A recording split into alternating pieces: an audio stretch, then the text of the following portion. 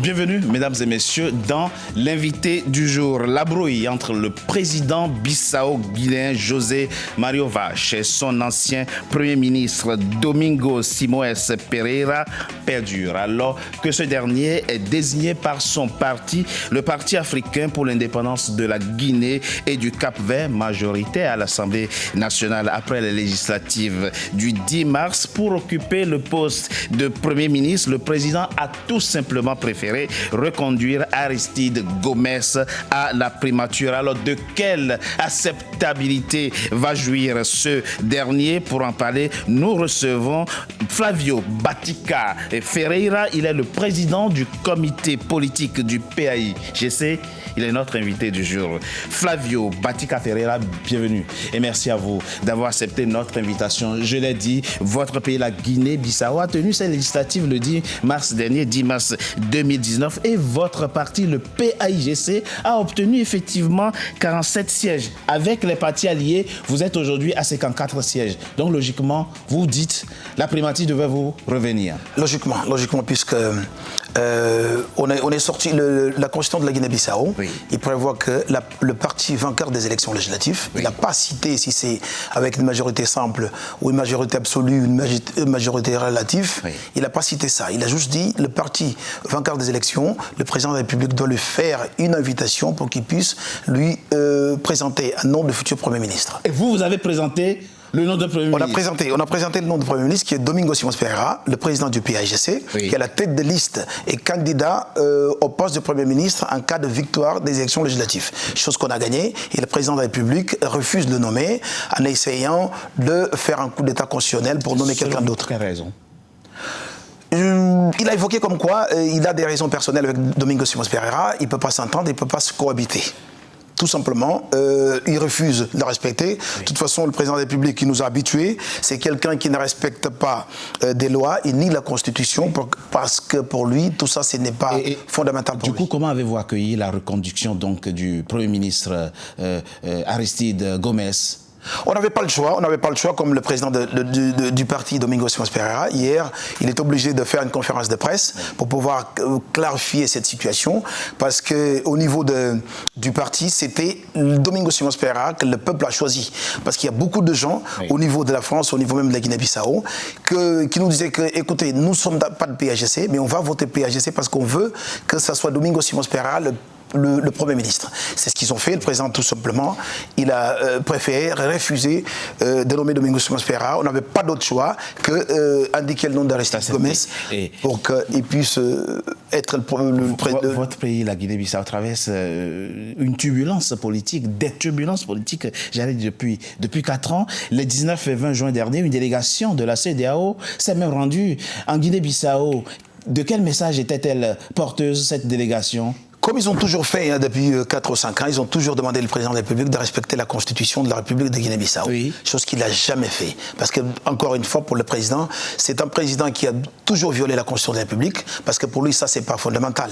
Si je peux vous citer plein de fois, il a violé la constitution. Pendant les 5 ans de législature, il a nommé 8 premiers ministres. Parmi les 8, 5 étaient inconstitutionnels, puisque la constitution, encore une fois, il prévoit que le parti vainqueur des élections, c'est lui qui doit indiquer le futur Premier ministre. Oui. Et lui, il s'en foutait de tout ça, il nommait qui veut, il faisait qui veut, en bloquant le pays pendant 4 ans.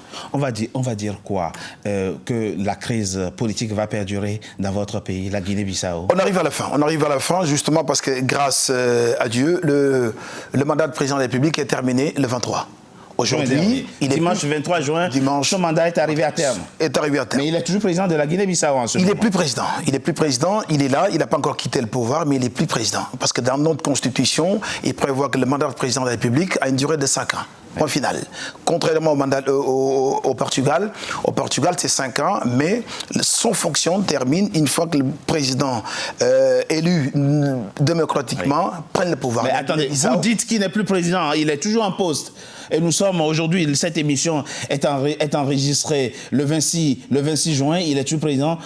Ou du moins qu'il est. Il n'est pas président. Il n'est pas président. Et qu'il est aujourd'hui le président de la Guinée-Bissau. Aujourd'hui, le président de la République de la Guinée-Bissau, aujourd'hui, par intérim, c'est le président de l'Assemblée nationale populaire. Parce que c'est une transition automatique. Pourquoi? Parce qu'une fois que le mandat de président de la République est arrivé à caduc, le 23, oui, automatiquement, il est empêché de continuer devant le destin du pays. Il ne peut plus signer, il ne peut plus prendre des accords, des engagements au niveau du pays. Il ne peut pas. Sa légitimité est terminée. Aujourd'hui, la seule personne légitime, c'est le président de l'Assemblée nationale. Donc on souhaite que la communauté internationale puisse reconnaître le président de l'Assemblée nationale en tant que président intérim de la Guinée-Bissau pour qu'il puisse fixer des élections sous 60 jours comme prévoit la Constitution.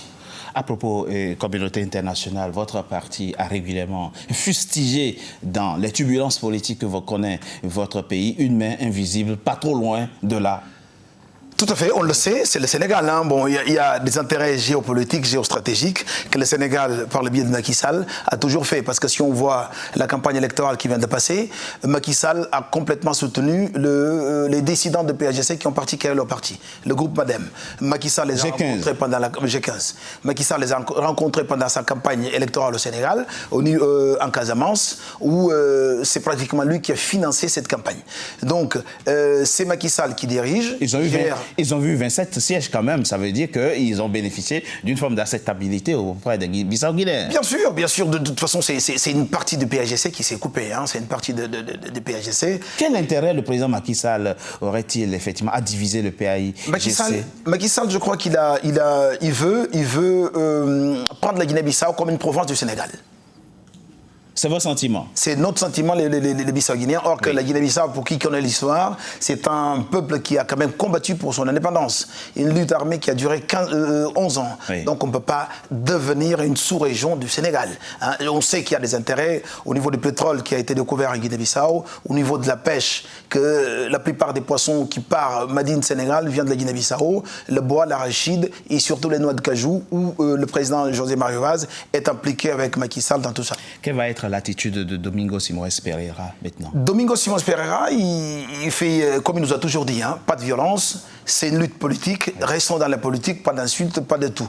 Maintenant, une fois que le mandat de président de la République est terminé, il faut juste que la communauté internationale nous aide là-dessus, à faire partir le président de la République, parce qu'il avait 90 jours avant la fin de son mandat pour marquer la date des élections. Oui. Il n'a pas fait, la communauté internationale lui demande de le faire, il l'a pas fait jusqu'à quand il lui est resté 2 jours pour le terme de son mandat qu'il l'a fait.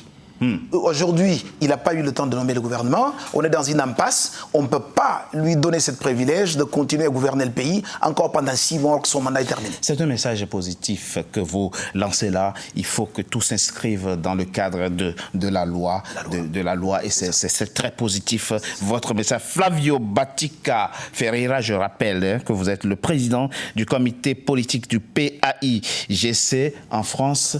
Merci. Merci d'avoir été notre invité du jour. Mesdames et messieurs, c'était l'invité du jour. Merci d'avoir été à notre compagnie. À très bientôt pour un nouveau numéro de l'invité du jour.